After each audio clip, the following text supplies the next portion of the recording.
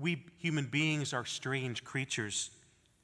We can think ahead and we can make plans. We can remember past events at will.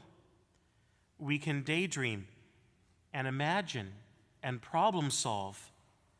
In all these ways, we seem to be able to perform actions outside the limit of time and space.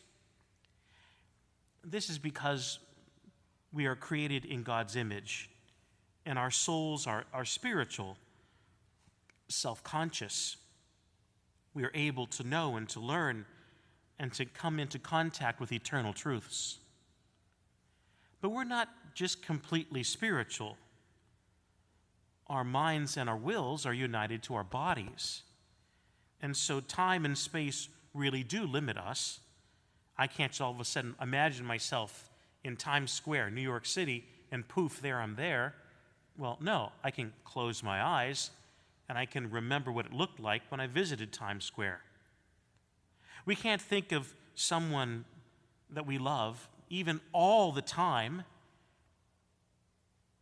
We have to take care of other business.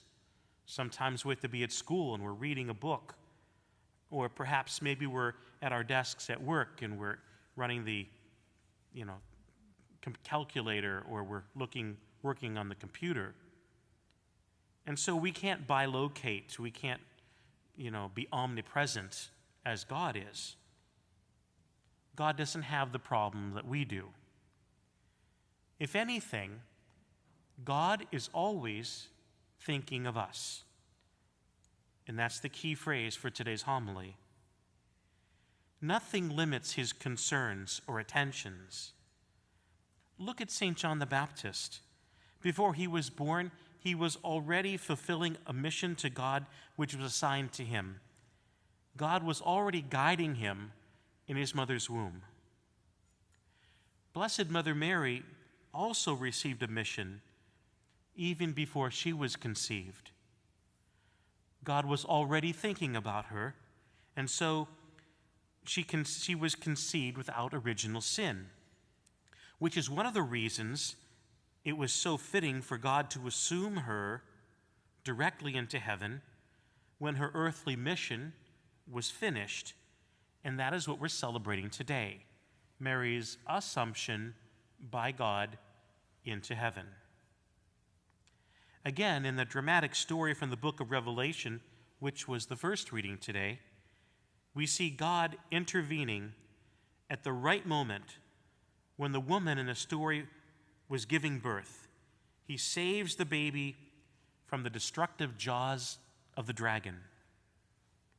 In this symbolic language, it shows that God again was paying attention all the time, paying attention.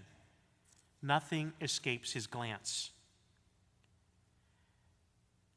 God is always caring for us, long before we ever realized it, just as he was with Mary, or with John the Baptist, or the child and the dragon. A long time ago, when I was in Italy on a visit, I came across a series of paintings by a woman who, what I think is probably one of the premier painters alive today. I'm no art connoisseur by any stretch of the imagination, but I was rather taken with her work. The artist's name is Natalia Tsarkova. She's a little bit older than I am, and she now lives and works in Rome.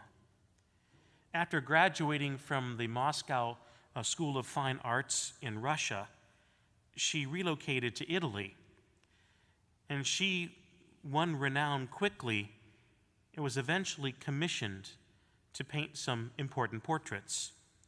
The first important portrait that she painted was the official portrait of Pope John Paul II.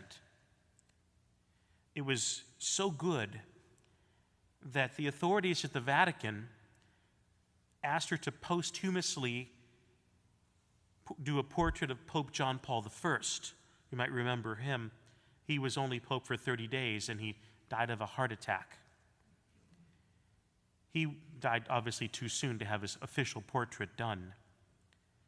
And then in 2007, she finished her third papal commission, which was a portrait, the official portrait of Pope Benedict XVI. Without a doubt, I do think she's one of the leading artists of our day. In two of her most remarkable compositions, she illustrated the critical truth that God is always paying attention to each of us, just as he paid attention to Mary from her Immaculate Conception through her glorious Assumption. In one of these paintings is a huge, magnificent canvas of the Last Supper. How big is it? About as big as the intersection above where the students are sitting right now. Really large. And the other painting, almost equally as large, is one entitled Our Lady of Light. It's the first major work of art depicting the new mysteries of the Rosary instituted by Pope John Paul II a number of years ago. Both paintings show multiple figures, and there's a lot of action and drama and movement within the paintings. But they also have one thing else in common. Each one of them, Jesus is present in the painting, and his face is turned away from the activity, and it's looking back right to the viewer, right to you. His gaze is alarming. It's mesmerizing. It can be comforting, strangely challenging. It's as if Jesus is saying, yes, I'm running the whole universe, but right now, I'm thinking about you. And that is the truth that I want you to take home today. Jesus Christ is thinking about every one of us and the rest of all the inhabitants of the globe simultaneously, something we could never do. And as he's thinking about us, he is loving us more and more and more.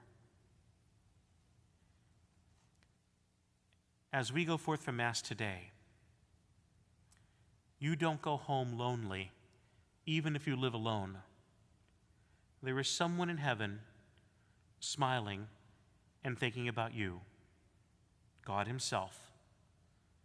But probably he's not the only one, because anything that God believes is good and loving and worth his time, he very likely shares with his mother.